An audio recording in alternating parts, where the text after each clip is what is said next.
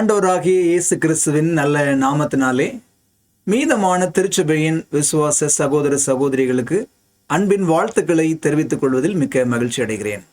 முதலாவது காலாண்டில் பரலோகத்தையும் பூலோகத்தையும் இணைத்தல் என்கிற பிரதான தலைப்பின் கீழாக கடந்த 4 வாரங்களாக நாம் பாடங்களை படித்துக் கொண்டிருக்கிறோம்.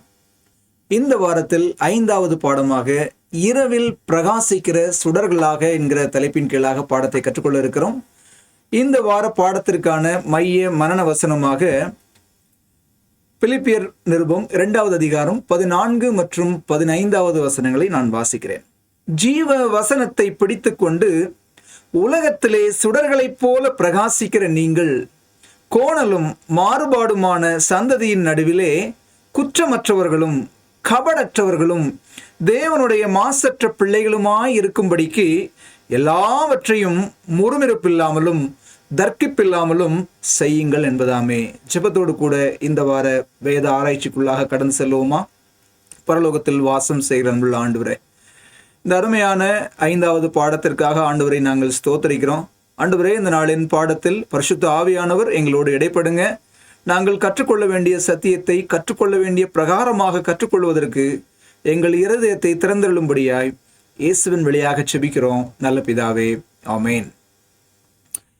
ஆண்டவராகிய தேவன் எபிரேய மக்களிடம் 10 பிரமாணங்களுக்கு கீழ்ப்படிந்து வாழும்படியான ஒரு அழைப்பை கொடுத்தார்.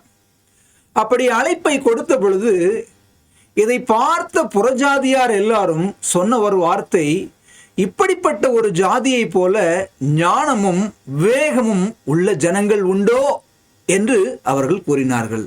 காரணம் என்ன தெரியுமா?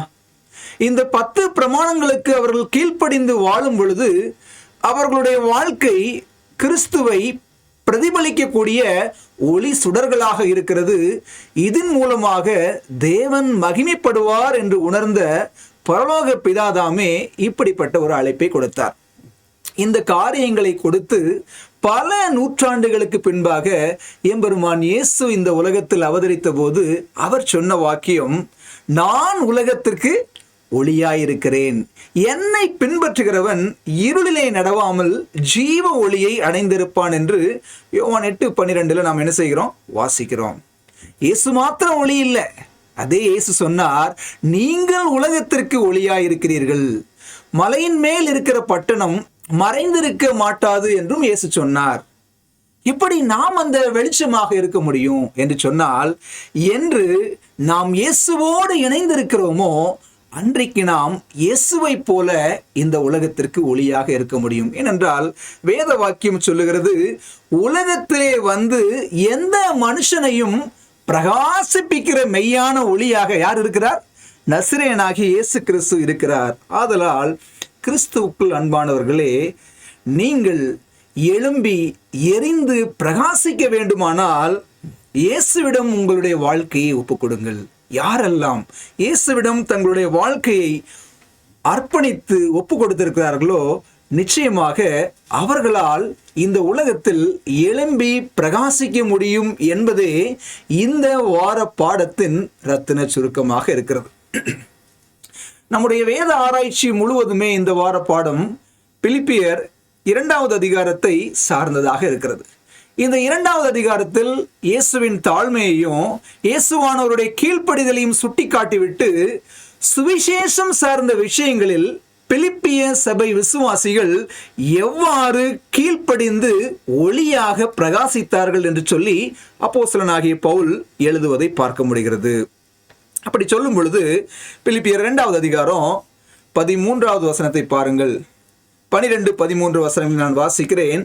ஆதலால் எனக்கு பிரியமானவர்களே, நீங்கள் எப்பொழுதும் கீழ்ப்படுகிறபடியே நான் உங்களுக்கு சமீபமாய் இருக்கும் பொழுது மாத்திரமல்ல, நான் தூரமாய் இருக்கிற இப்பொழுதும் அதிக பயத்தோடும் நடுக்கத்தோடும் உங்கள் ரட்சிப்பு நிறைவேற பிரயாசப்படுங்கள் என்று அப்போஸ்தலனாகிய பவுல் சொல்வதை பார்க்க முடிகிறது.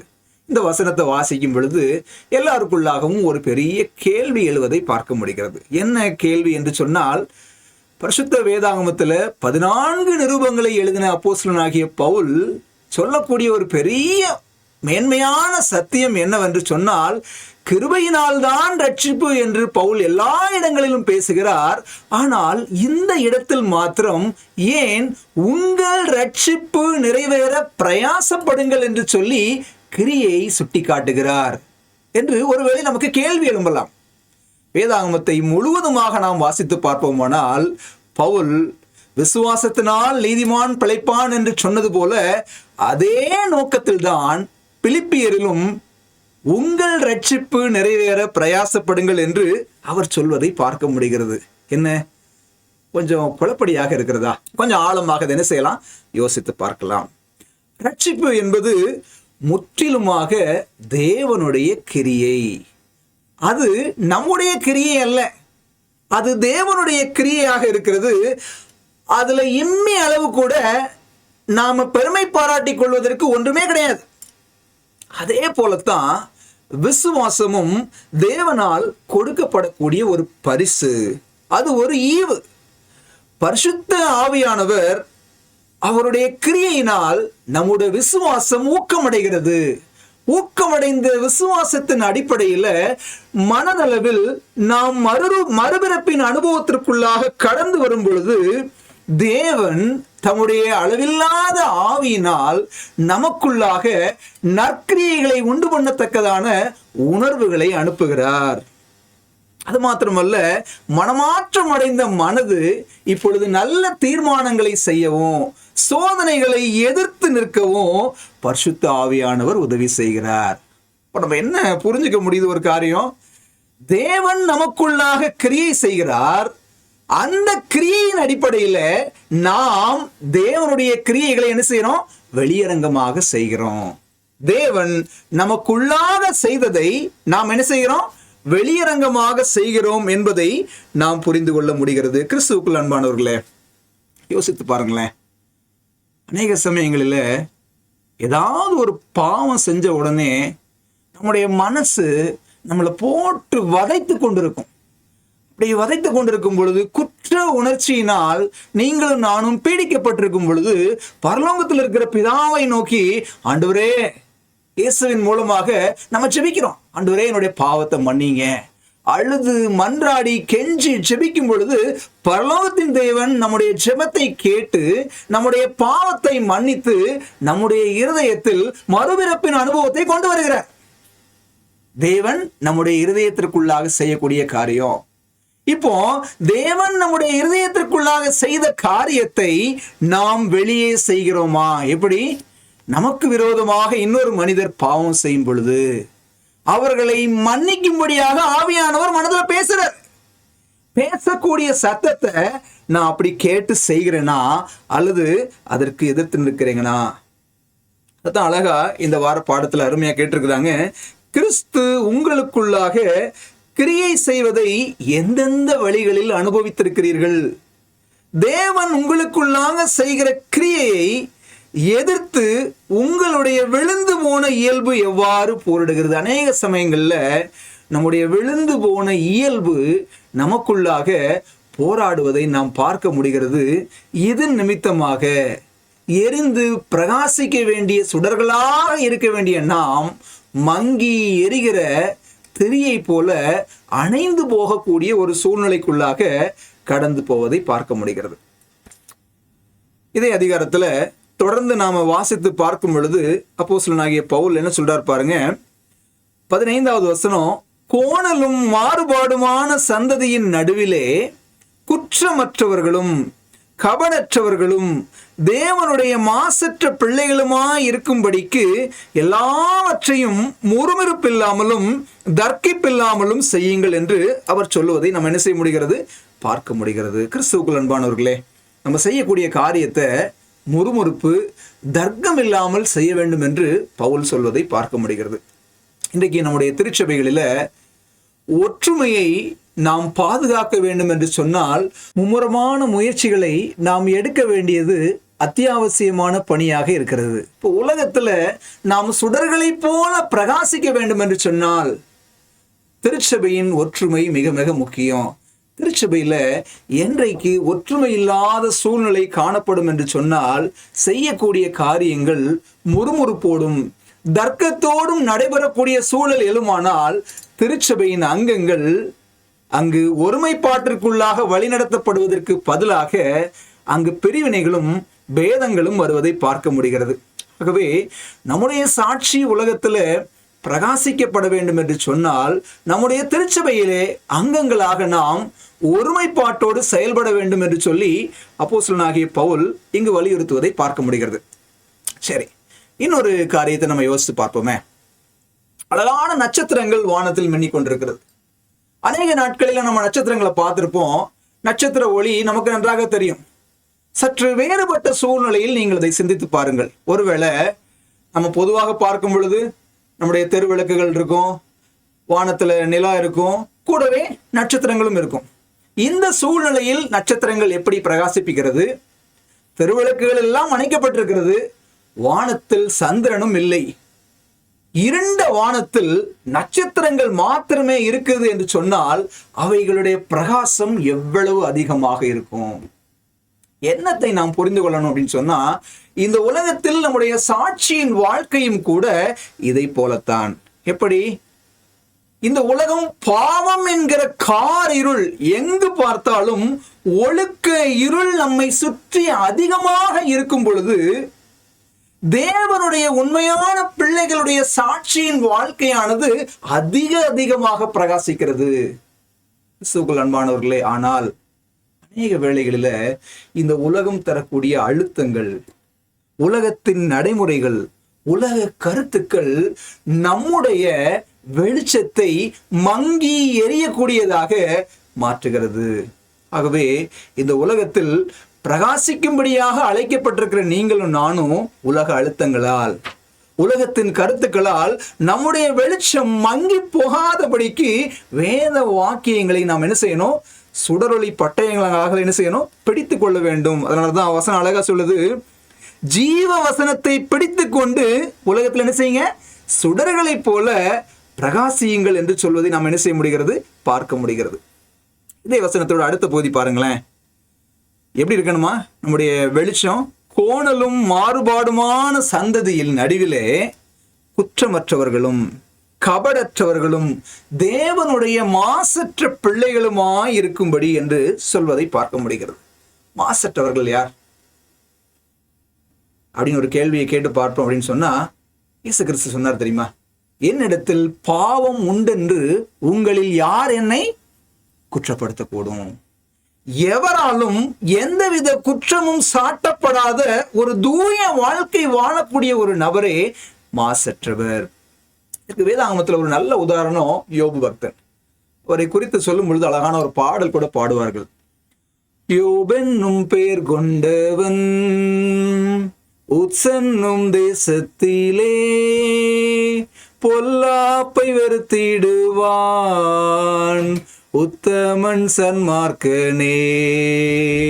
பொய்யில்லை புரட்டில்லை போராமையுமில்லை சூதில்லை வாதில்லை வஞ்சனையும் இல்லையே. இப்படி என்று சொன்னால் எந்த ஒரு பழி சொல்லுக்கும் இடமளிக்காத ஒரு வாழ்க்கையுடைய நபர்தான் குற்றமற்றவர் என்று வேதாகமும் சொல்லுகிறது. நம்முடைய சாட்சி குற்றமற்ற ஒரு விளக்காக இருக்கணுமா? இரண்டாவது, கபடற்றவர்கள். யாருங்க கபடற்றவர்கள்? எந்த விதமான கலப்படமும் இல்லாத தூய வாழ்க்கை வாழக்கூடிய சுத்தமான மனசாட்சி உடைய நபர்களையே வேதாகமம் என்னவென்று சொல்கிறது? கபடற்றவர்கள் என்று சொல்வதை பார்க்க முடிகிறது. இயேசுவானவருக்கு நல்லா தெரியும், தம்முடைய பிள்ளைகளுக்கு வருங்காலங்களில் அநேக விதமான போராட்டங்களும் பாடுகளும் இருக்குன்னு சொல்லி, அதனாலதான் இயேசுவானவர் சொன்னார், நீங்கள் புறாக்களை போல கபடற்றவர்களாக இருங்கள் என்று சொல்லி. அப்போஸ்தலனாகிய பவுல் சொல்லும்போது, நீங்கள் தீமை செய்வதற்கு பேதைகளாக இருங்கள் என்று சொல்லி. கிறிஸ்துவுக்குள் அன்பானவர்களை யோசிச்சு பாருங்களேன். உங்களுடைய வாழ்க்கையிலும் என்னுடைய வாழ்க்கையிலும் நாம் பரிசுத்தமாக வாழும்படியாக அழைக்கப்பட்டிருக்கிறோம். அப்படிப்பட்ட பரிசுத்த ஆசாரிய கூட்டமாக இருக்கிற உங்களுடைய வாழ்க்கையிலும் என்னுடைய வாழ்க்கையிலும் அசுத்தத்தை கொண்டு வரக்கூடிய கலப்படம் இன்றைக்கு இருக்கிறதா? இந்த நவநாகரிக காலத்துல ஊடகம் என்கிற ஒரு காரியம் அநேக அசுத்தங்களையும் கலப்படங்களையும் உங்களுடைய வாழ்க்கையிலும் என்னுடைய வாழ்க்கையிலும் கொண்டு வருகிறது. இதையெல்லாம் உணர்ந்த பக்தனாகிய தாவீது அழகா சொல்றாரு, என் கண்களுக்கு முன்பாக நான் தீங்கான காரியத்தை என்ன செய்ய மாட்டேன், வைக்க மாட்டேன் என்று சொல்லி 101வது சங்கீதம் 3வது வசனத்துல நம்ம சொல்வதை என்ன செய்ய முடிகிறது, பார்க்க முடிகிறது. கிறிஸ்துவுக்குள் அன்பானவர்களே, ஒருவேளை இந்த உலகத்துல நாம கிறிஸ்துவுக்காக சுடர்களாக பிரகாசிக்க வேண்டும் என்று சொன்னால் உலகத்திற்கு ஒத்த வேஷம் நாம் தரிக்கக்கூடாது. உலகம் செய்யற மாதிரி நம்ம செய்யக்கூடாது. உலகம் உடுத்துற மாதிரி நம்ம உடுத்தக்கூடாது. உலகம் புசிக்கிற மாதிரி நம்ம புசிக்க கூடாது. எல்லா வழிகளிலும் உலகத்தில் இருந்து நாம் வேறுபட்டு இருக்கும் பொழுது கிறிஸ்துவின் சாயலை உடையவர்களாக நாம் எழுந்து பிரகாசிக்கிற சுடர்களாக இருப்போம். அதுதான் நம்முடைய இலக்கு. அந்த இலக்கை அடைவதற்கு நாம பிரயாசப்படுகிறோமா? கிறிஸ்துவின் வருகை நாளை மனதில் வைத்தவர்களாக நம்முடைய ஒவ்வொரு தீர்மானமும் இயேசுவை பிரதிபலிக்கக்கூடிய ஒரு வாழ்க்கை என்னிடம் இருக்கிறதா என்று என்ன செய்யுங்க, ஒரு கணம் நாம் என்ன செய்யணும், நம்மை நாமே கேட்டு அறிந்து கொண்டவர்களாக இருக்கணும். அப்போஸ்தலனாகிய பவுல் பிலிப்பிய சபை விசுவாசிகளை பார்க்கிறாரு. அவருடைய வாழ்க்கை எரிந்து பிரகாசிக்கிற ஒரு வாழ்க்கையாக இருக்கிறது. அப்போஸ்தலனாகிய பவுலுடைய வாழ்க்கை கிறிஸ்துவுக்காக அவர் பிரகாசிக்கக்கூடிய ஒரு மனிதனாக இருந்தார். இதையெல்லாம் பார்த்த பவுல் ஆண்டவருடைய சேவையில தனக்கு வாழ்வா சாவா அப்படிங்கிற ஒரு பெரிய போராட்டம் அவருக்குள்ளாக இருந்தது. அதனாலதான் பிலிப்பியர் 1வது அதிகாரத்துல நாம் பார்க்கும் பொழுது தான் பான பலியாக ஊற்றப்பட வாய்ப்பு இருப்பதாக அவர் சொன்னார். அது என்ன பான பலி? பான பலி என்பது திரவ பொருட்களை காணிக்கையாக ஊற்றி படைக்கக்கூடிய ஒரு பலியாக இருக்கிறது. பழைய ஏற்பாட்டு காலங்களில் எண்ணெய், திராட்சை ரசம், தண்ணீர் போன்ற திரவ பொருட்களை என்ன செஞ்சிருக்கிறாங்க, ஆண்டவருக்கு பான பலியாக செலுத்தி இருக்கிறார்கள். வேதாகமத்தில் ஒரு சில உதாரணங்களை நம்ம பார்க்கலாமே. யாக்கோபு என்ன பண்ணாரு, ஒரு கல்லை நிப்பாட்டி அதுக்கு எண்ணெயை ஊற்றி என்ன செஞ்சாரு, ஒரு அபிஷேகம் செய்தார். அது பான பலிக்கு ஒரு அடையாளமாக இருக்கிறது. அதே சமயத்துல தண்ணீர், மிஸ்பாவிலே சாமுவேல் தீர்க்கதரிசி காலத்துல தேவனுடைய சந்நிதியில தண்ணீர் ஊற்றி என்ன செஞ்சாங்க, உபவாசித்து ஜெபித்தார்கள் என்று சொல்லி பார்க்கிறோம். அதுவும் ஒரு வகையான பானபலியை சுட்டி காட்டுகிறது. கூடவே திராட்சரசம், பழைய ஏற்பாடு காலத்துல இஸ்ரவேல் ஜனங்கள் மெல்லிய மாவு, திராட்சரசம், ஆட்டுக்குட்டி என்று சொல்லி கலவையாக பானபலி செலுத்தி இருக்கிறார்கள். அப்ப நம்ம புரிந்து கொள்ள வேண்டிய ஒரு காரியம், இதெல்லாம் பார்க்கும்போது ஒரு விலை உயர்ந்த பொருட்களாக இருக்கிற இதெல்லாம் விரயமாக இப்படி இவங்க பலியாக செலுத்துறாங்க அப்படின்னு சொல்லி என்ன செய்யலாம், ஒருவேளை நீங்க யோசிக்கலாம். நீங்க யோசித்து பாருங்களேன். அந்த மகதலேனா மரியாள் என்கிற பெண்மணி இயேசுவின் பாதத்துல களங்கமில்லாத அந்த உத்தம தைலத்தை ஊற்றிய ஒரு செயல் இதைத்தான் அடையாளப்படுத்துது. ஒருவேளை அது பான பலியாக இல்லாமல் இருக்கலாம், ஆனால் கிறிஸ்து நமக்காக மரித்தார் என்கிற செயலை, அந்த காணிக்கையை அடையாளப்படுத்தக்கூடிய ஒரு நிகழ்ச்சியாக இருப்பதை பார்க்க முடிகிறது. இப்ப பவுல் சொல்றாரு, தான் பான பலியாக வார்க்கப்பட போகிறேன் அப்படின்னு என்ன அர்த்தம்? எப்படி கிறிஸ்துவின் சேவையில இந்த திராட்சரசம், எண்ணெய், தண்ணி எல்லாம் காணிக்கையாக படைக்கப்பட்டதோ, அதே போல கிறிஸ்துவின் சேவையில தன்னுடைய ஜீவியத்தையே, தன்னுடைய ஜீவியமே காணிக்கையாக படைக்கப்பட போகிறது என்று பவுல் உணர்ந்ததுனால ரொம்ப சந்தோஷப்பட்டார். உங்களுக்கு ஒரு விஷயம் தெரியுமா, இந்த பானபலி என்பது ஒருபோதும் தனியாக செலுத்தப்படுவது கிடையாது. நான் ஏற்கனவே சொன்னேன், ஆட்டுக்குட்டி, மெல்லிய மாவு, அது கூட தான் திராட்சரசத்தை சேர்த்து பலியாக செலுத்தினாங்க. அப்போ பவுல் தான் பானபலியாக வார்க்கப்பட போகிறார் என்று சொன்னால் அந்த பானபலி எந்த பலியோட துணை பலியாக சேர்க்கப்பட போகிறது அப்படின்னு சொன்னா பிலிப்பிய விசுவாசிகள்.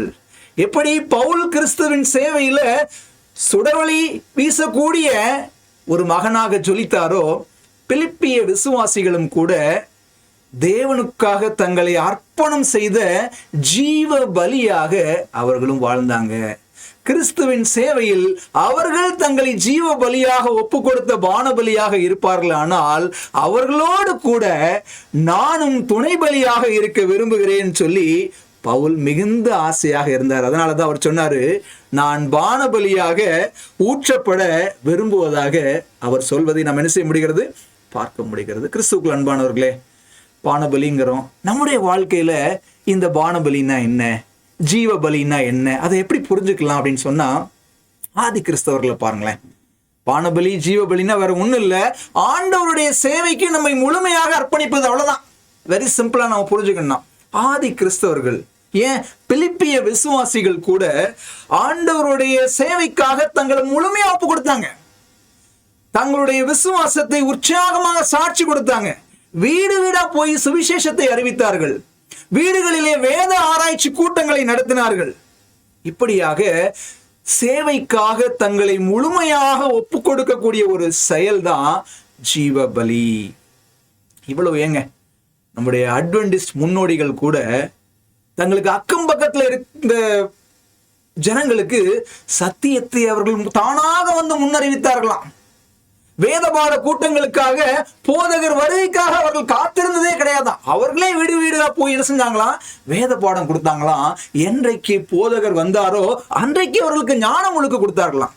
கிறிஸ்துவுக்குள் அன்பானவர்களே, அப்போஸ்தலனாகிய பவுல் தன்னுடைய ஜீவியத்தை கிறிஸ்துவுக்கு ஜீவ பலியாக, பரிசுத்த காணிக்கையாக கொடுத்தார். ஆதி சபையார் தங்களுடைய வாழ்க்கையை ஜீவ பலியாக, பரிசுத்த காணிக்கையாக கொடுத்தாங்க. பிலிப்பிய விசுவாசிகள் தங்களுடைய ஜீவியத்தை கிறிஸ்தவ சேவையில ஒரு காணிக்கையாக ஒப்பு கொடுத்து பிரகாசித்தாங்க. இன்னைக்கு கேள்வி என்னன்னு சொன்னா, கிறிஸ்துவின் சேவையில் நீங்கள் உங்களை ஜீவ பலியாக ஒப்பு கொடுக்க ஆயத்தமா இருக்கிறீங்களா? ஒரு மணி யோசிச்சு பாருங்களேன். இந்த பிலிப்பியர் அதிகாரத்துல இப்படியா பேசிட்டு போற பவுல் இன்னொரு காரியத்தையும் அவர் சுட்டிக்காட்ட தவறவில்லை. இதுவரைக்கும் நம்ம பார்த்த எரிந்து பிரகாசித்த சுடர்களாக பவுலோட காரியத்தையும் குறித்து பார்த்தோம். பிலிப்பிய சபை விசுவாசியருடைய வாழ்க்கை குறித்து பார்த்தோம். இந்த வரிசையில இன்னும் 2 சுவிசேஷர்களுடைய வாழ்க்கை எந்த அளவுக்கு கிறிஸ்துவுக்காக ஒரு பிரகாசம் உள்ளதாக இருந்தது என்பதையும் கூட நாம் என்ன செய்யணும், பார்க்கணும். இதே பிலிப்பியர் 2வது அதிகாரத்துல 19வது வசனத்தை நான் வாசிக்கிறேன். அன்றியும் நானும் உங்கள் செய்திகளை அறிந்து மன தேறுதல் அடையும்படிக்கு சீக்கிரமாய் தீமோத்தேயுவை உங்களிடத்தில் அனுப்பலாம் என்று கர்த்தராகிய இயேசு கிறிஸ்துவுக்குள் நம்பியிருக்கிறேன். அது ஏனென்றால் உங்கள் காரியங்களை உண்மையாய் விசாரிக்கிறதற்கு என்னை போல மனதுள்ளவன் அவனை அன்றி வேறு ஒருவனும் என்னிடத்தில் இல்லை. 22வது வசனம், தகப்பனுக்கு பிள்ளை ஊழியம் செய்வது போல அவன் என்னுடனே கூட சுவிசேஷத்தின் நிமித்தம் ஊழியம் செய்தான் என்று அவனுடைய உத்தம குணத்தை அறிந்திருக்கிறீர்கள். அப்போஸ்தலனாகிய பவுல் தீமோத்தேயுவை குறித்து மிக அழகாக சில காரியங்களை சொல்லுகிறார். இந்த தீமோத்தேயு அவர் ஒரு பவுலோடு இணைந்து சுவிசேஷ ஊழியம் செய்த ஒரு இளம் ஊழியர். பவுல் அவரை மக்கோதனியா பட்டணத்திற்கு அனுப்பியிருக்கிறாரு.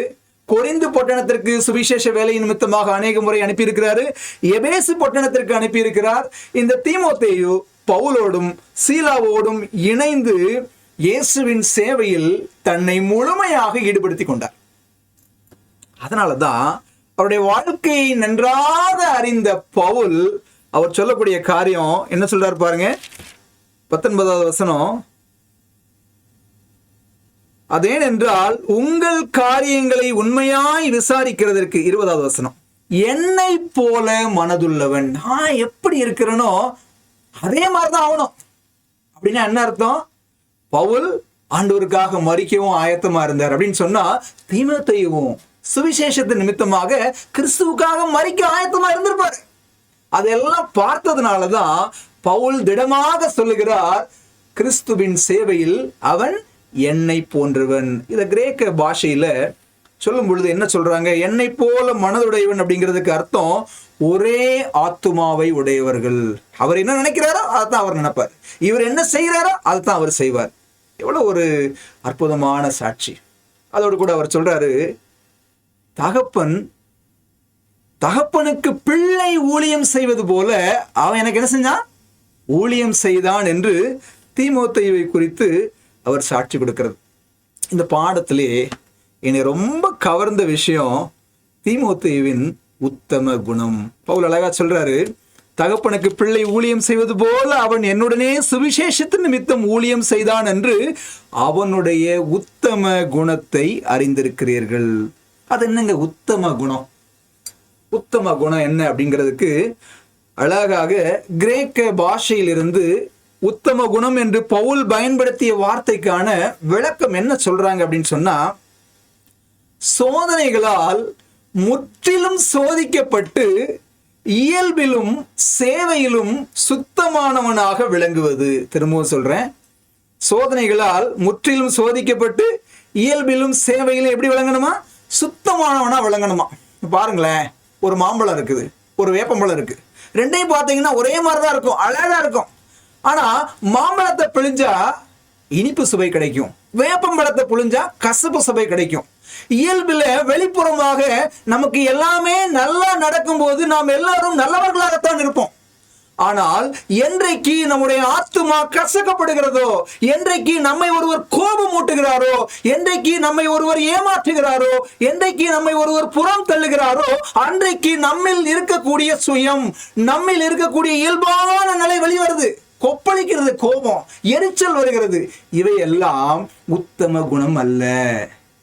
தீமோத்தேயுவை குறித்து பவுல் சொல்லும் பொழுது, எல்லா விதமான சோதனைகளிலும் சோதிக்கப்பட்டு இயல்பிலோ சுபாவத்திலோ அவன் ஒழுக்க குணசீலனாக இருந்தான் என்று பவுல் சொல்வதை பார்க்க முடிகிறது. கிறிஸ்துவுக்குள் அன்பானவர்களே, என்கிட்ட சிரிச்சு பேசும்போது நான் சிரிச்சு பேசுவேன், என்கிட்ட கோவப்பட்டா நானும் கோவப்படுவேன்னு சொல்றது கிறிஸ்தவம் கிடையாதுங்க. என்கிட்ட சிரிச்சு பேசும்போது நான் சிரிச்சு பேசினாலும், என்கிட்ட கோவப்பட்டாலும் நான் சிரிச்சு பேசணும். எனக்கு விரோதமாக என்னை அவமானப்படுத்தினாலும் நான் சிரிக்கணும். இந்த உத்தம குணத்துல நாம வளர்ந்துட்டோமா? இப்படி வளர்ந்தோம்னு சொன்னா உலகத்துல இருந்து நம்ம தனியா இருப்போம். கிறிஸ்து நம்ம மூலமா வெளியே தெரிவாரு.